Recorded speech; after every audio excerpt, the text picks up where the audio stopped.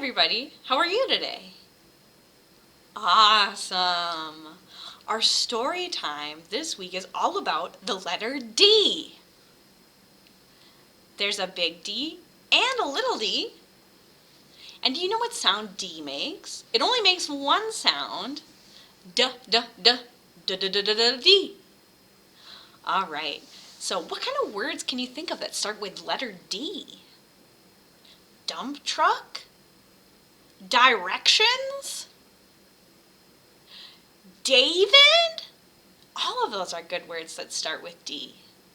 All right, before we get started reading our D stories, let's sing our song so we're ready to listen. If you don't know the words, that's okay. You can follow along with your hands. So we start like this, hands together like a sandwich. Open, shut them, open, shut them, give a little clap, clap, clap. Open, shut them, open, shut them, put them in your lap, lap, lap. Good job. The first book we're going to read is called Dragon Was Terrible. And our D word here is dragon. Dragon. Did you know that dragons are terrible? I didn't. Dragon Was Terrible by Kelly DiPuccio, pictures by Greg Pozzoli. And we're reading this one with permission from Farrar Straus Giroux. Dragon was terrible. Naturally, dragons have a bit of terrible in them because they're dragons after all. But this dragon here? Super terrible. He stomped on flowers. He played tricks on the guards. And he spit on cupcakes. Who does that? Dragon, that's who. You. That's not all. He scribbled in books. He threw sand. And he took candy from baby unicorns. Honestly, that's terrible. The king had had enough. Enough, he said, and he posted this sign. Brave knights, whoever shall tame the terrible dragon shall be rewarded with a gift. It shall be a nice gift. Ye shall like it, His Royal Majesty the King. Knights lined up to show off their dragon taming skills. They all failed miserably. And Dragon just grew more terrible. He chased fuzzy yellow ducklings around the moat. He teepeed the castle. And he burned every last royal marshmallow to a blackened crisp. Oh, no more s'mores. The villagers had had enough. Enough, they said, and they posted this sign. Brave people, whoever shall tame the terrible dragon shall be rewarded with a gift from the king. It shall be a nice gift. Ye shall like it, we hope. His Royal Majesty, perhaps, the king. Ordinary blokes and lassies lined up to try their hand at taming the dragon. They all failed, embarrassingly so. And just when you thought it wasn't possible, Dragon grew even more terrible. He popped birthday balloons. He drew funny faces on the drawbridge. And he burped in church, loudly. Honestly, that's terrible and rude. A boy wearing a feathered cap and a look of determination had had enough. Only he didn't say enough like you thought he would. Instead, he sketched a story. The next day, Dragon followed a trail of marshmallows to a shady tree where the boy was reading. The boy spied the dragon out of the corner of his eye and began to read aloud in a booming voice.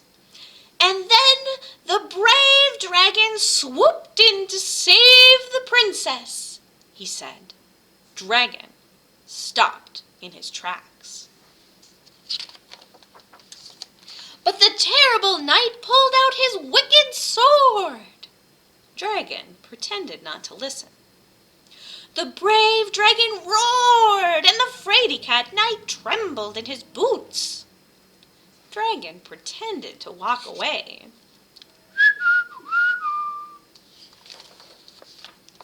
A crowd began to gather, and Dragon took cover in a tree.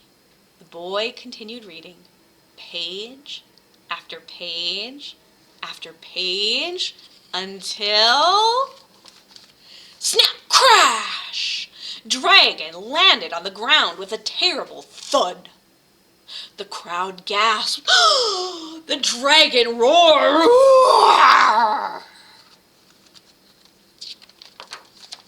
The clever boy didn't flinch. He reached out a hand to the dragon and said, "Would you like to hear how the story ends?" And just when you thought it wasn't possible, Dragon smiled, and he took a seat beneath a tree with the other children. Honestly, that's adorable. The king cheered, "Hooray!" The villagers cheered, "Yay!" The baby unicorn and fuzzy ducklings cheered the loudest of all. Squeak, squeak, squeak, squeak, squeak, squeak. At long last, the terrible dragon had been tamed. The end. Hey, wait! What about the reward? Oh, yes, that. The gift was a new friend. A nice dragon, of course. The end. Oh, Dragon was pretty terrible. So an animal that was kind of related to dragons is a dinosaur. Should we sing a song about a dinosaur? All right. This is called "I'm a Mean Old Dinosaur." Let me see your meanest dinosaur face. Oh, you look very scary. All right. I'm a mean old dinosaur, big and tall. Here is my tail, here is my claw. When I get all hungry, I just growl. Let's hear your dinosaur roar. Roar! Look out, kids, I'm on the prowl. Should we sing that one again? Okay, all right, here we go. I'm a mean old dinosaur, big and tall. Here is my tail, here is my claw. When I get all hungry, here I just growl. Roar! Look out, kids, I'm on the prowl. All right, so we talked about dragons and dinosaurs. Next up is woof, woof, dogs. This is called snow dog, sand dog. Have you heard of a snow dog or a sand dog before? Snow Dog, Sand Dog by Linda Joy Singleton. Illustrations by Jess Golden. And we're reading this one with permission from Albert Whitman and Company. More than anything, Allie wanted a dog. But dogs made her, achoo!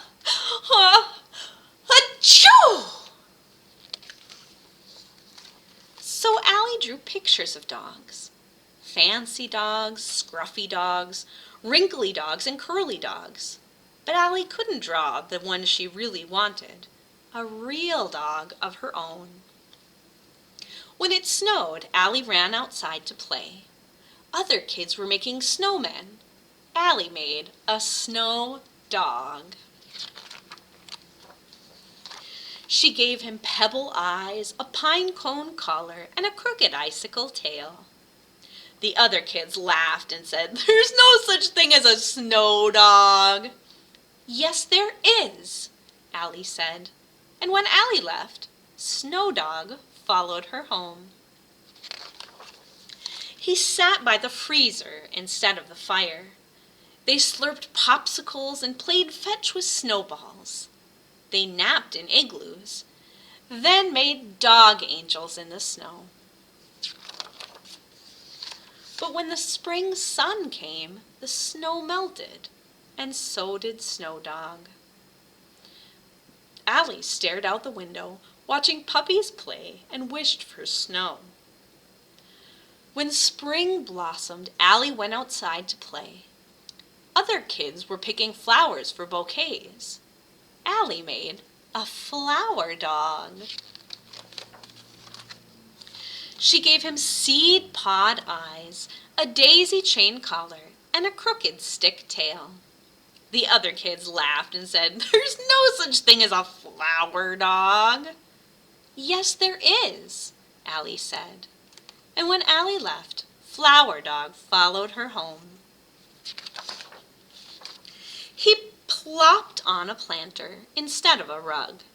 They chased butterflies and played fetch with garden gnomes. They napped in a flower bed, then floated pedal boats in a stream.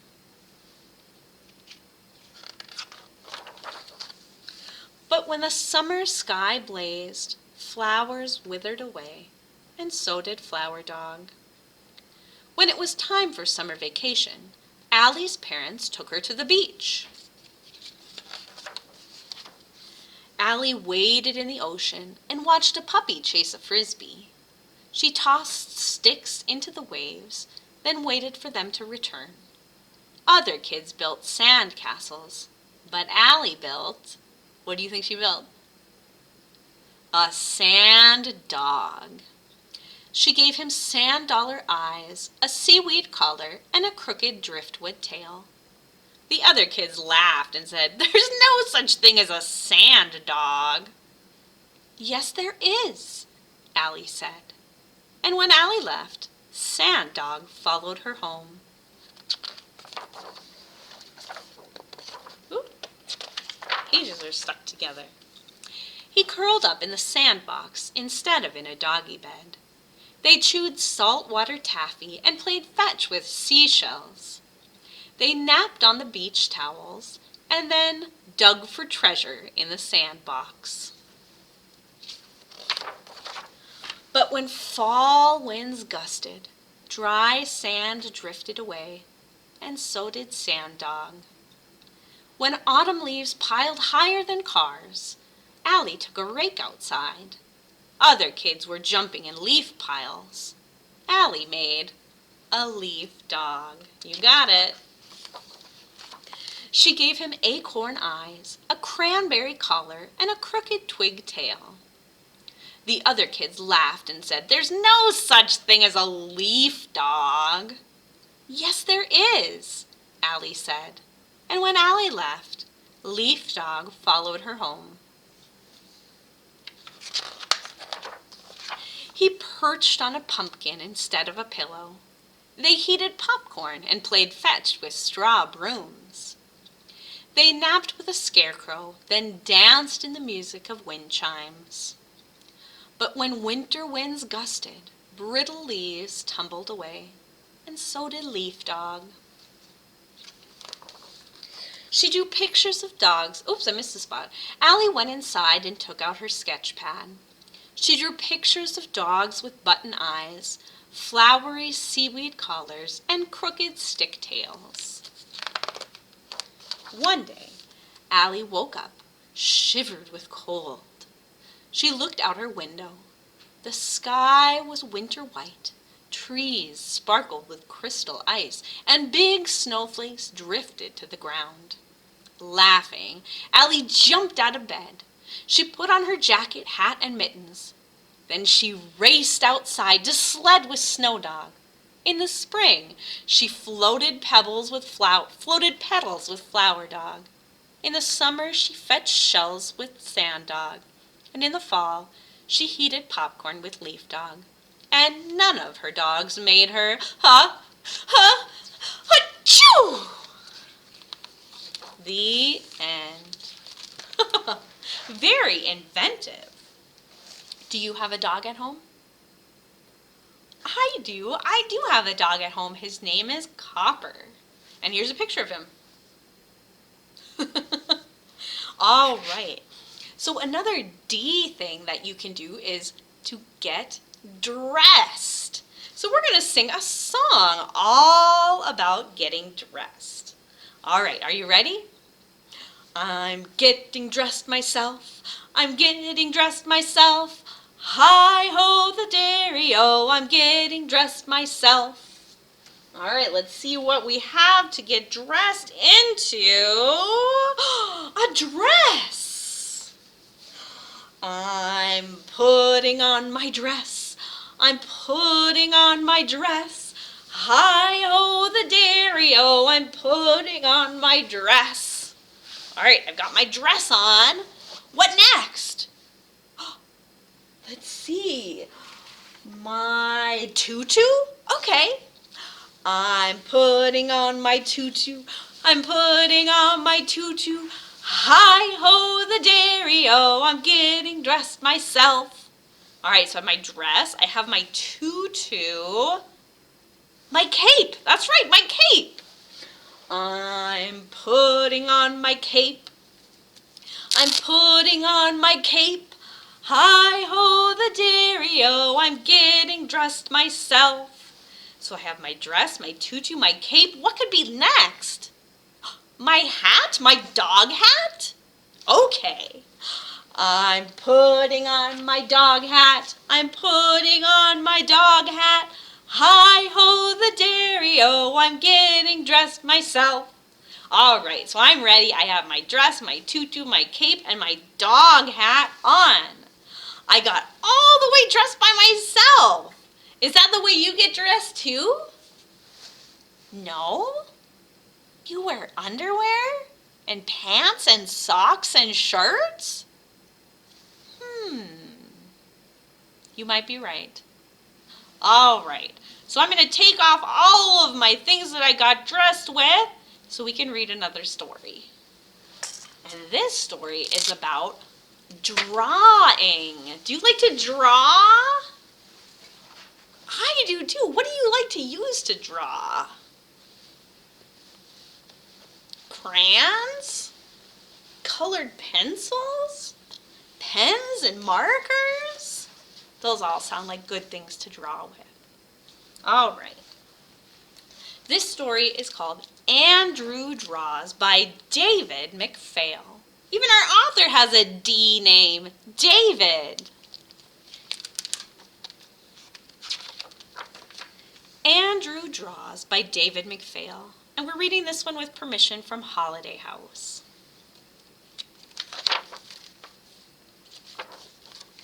Andrew found a crayon under the sofa. He picked it up and began to make scribbles on the floor. "Stop!"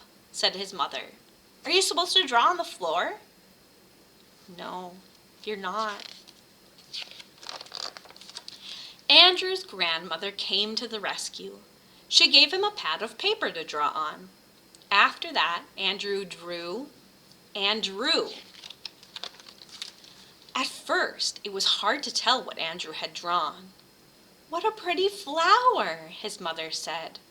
"It's a dog," said Andrew. But Andrew kept at it. Andrew drew just about anywhere.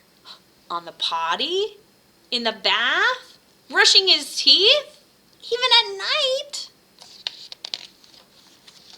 He drew animals at the zoo. What kind of animals do you see? A lion, an elephant, and a giraffe. He drew fish and penguins at the aquarium. And at the art museum, Andrew copied the paintings he liked most. One day, Andrew drew a picture of a bird and gave it to his grandmother. The bird flew right off the page and landed on her shoulder. "Oh my," she said. "Have you ever had one of your drawings come to life?" "No, me neither. I better keep practicing like Andrew." Then Andrew drew a cat for his mother. "Thank you," she said. "I've always wanted a cat." Andrew drew a big soft chair for his father. "I like it," said his father. "It's very comfortable." Word of Andrew's amazing ability spread. Even the president heard about it. He called Andrew on the telephone. "There are many problems in the world," said the president. "Perhaps you can help fix them." Andrew agreed to try.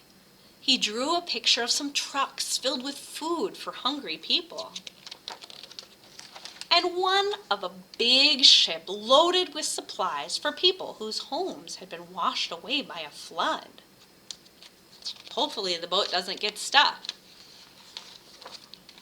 He drew pictures of schools and hospitals and sent them where they were needed. Andrew drew so many pictures that his crayon wore down to a stub, and his paper was nearly used up. With his last bit of crayon and a final sheet of paper, Andrew made a drawing for himself. What did he draw? A puppy, a dog. He drew a dog. 2D words. All right, friends, that's all the time that we have for today. So we need to sing our Goodbye for Now song. And we're going to sing this one twice. The first time, I'm going to do the actions with you. And the second time, I'm going to play my ukulele and you at home do the actions. Okay? So we start like this, one hand up, one hand on your elbow. Skin-a-ma-rinky-dinky-dink, skin-a-ma-rinky-doo, I love you. Skin-a-ma-rinky-dinky-dink, skin-a-ma-rinky-doo, I love you. I love you in the morning and in the afternoon. I love you in the evening underneath the moon. Oh, skin-a-ma-rinky-dinky-dink, skin-a-ma-rinky-doo. I love you, I love your singing. I love you, you're all terrific. I love you, we'll catch you next time. I love you, boop boop be doo. Mwah! All right, are you ready? Okay, here we go. Wait, hold on. Here we go. Skin-a-ma-rinky-dinky-dink, skin-a-ma-rinky-doo. I love you. Skin-a-ma-rinky-dinky-dink, skin-a-ma-rinky-doo. I love you. I love you in the morning and in the afternoon. I love you in the evening underneath the moon. Oh, skin-a-ma-rinky-dinky-dink, skin-a-ma-rinky-doo. I love you, I love your singing. I love you, you're all terrific.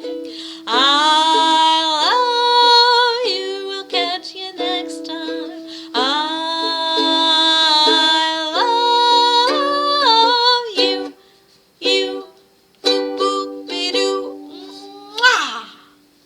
All right, friends, I'll see you again soon. Bye-bye for now.